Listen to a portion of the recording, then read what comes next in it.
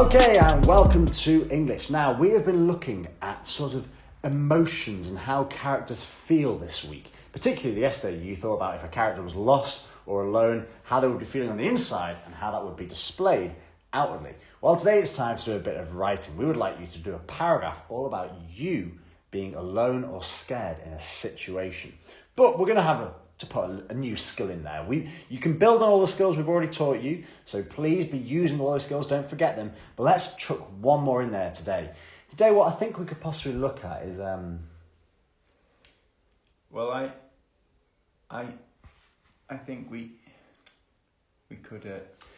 Yeah. Anyway, sorry, can't remember what I was going to say. I know. What? We could look at...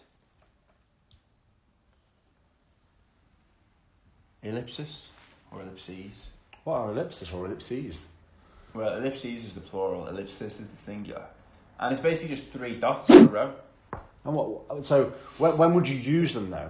Well, we've kind of just given some examples there. There's a bunch of different ways you can use ellipsis, okay? Now, one of the ways you can use them is to show when a character is hesitating, okay? So if a character is remember that show, not tell? If your character's a bit nervous or scared, then maybe their speech might look like this, and the words are broken up a little, that they're hesitating because they're worried or they're nervous, and you can show that hesitation instead of using a big space, which you couldn't really punctuate that, and couldn't really use a load of commas because that would be incorrect.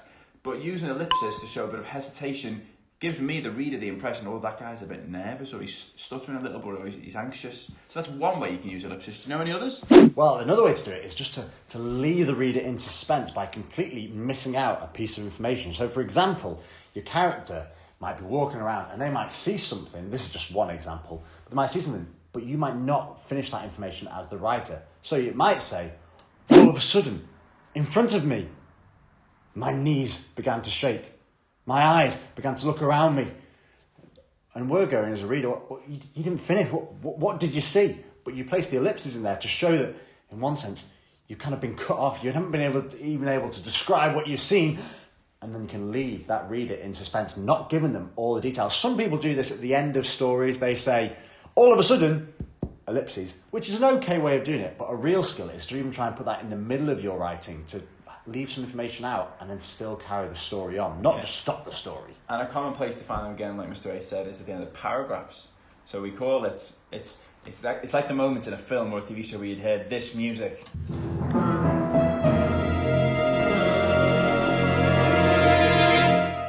Tune back next time to find out what happens. Yeah, like all good TV shows could end on what we call a cliffhanger.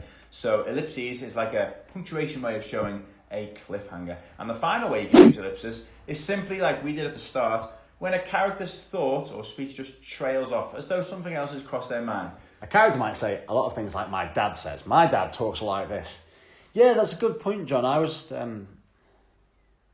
And his dad's been distracted by something else, so you'd show that. If you just did he's not distracted, he's just very forgetful. Very forgetful. So if you just did a full stop there, well, first of all, if you did nothing, that would be incorrect. If you just did a full stop, it would not make sense. But if you do it with ellipses, you can say, well, I see what's happened there. He's just trailed off. His head is going fuzzy. He's floating into space. He's daydreaming. Can't remember what's going on. So there's some really good ways to use them. Hermione Granger actually does this a lot of time in the Harry Potter books. She starts a sentence and never finishes it. And you always find that Ron's character, if you've read the Harry Potter books, gets very frustrated because Hermione will say half a sentence and then almost she walks off in the direction of the library. And Ron's always like, why doesn't she finish her sentences? So as you give us your paragraphs today, maybe you can try to put some ellipses in there. Put them at the end, but also try and mix them in the middle. Show your character's thoughts have trailed off or their speech has trailed off, or that you're just not willing to give them all the information yet. So send us your ellipses in your words. Put your ellipses in, but don't put your lips in. Yeah, don't. That's gross. Yeah, and please don't look directly at the ellipses. The eclipses? Calypso?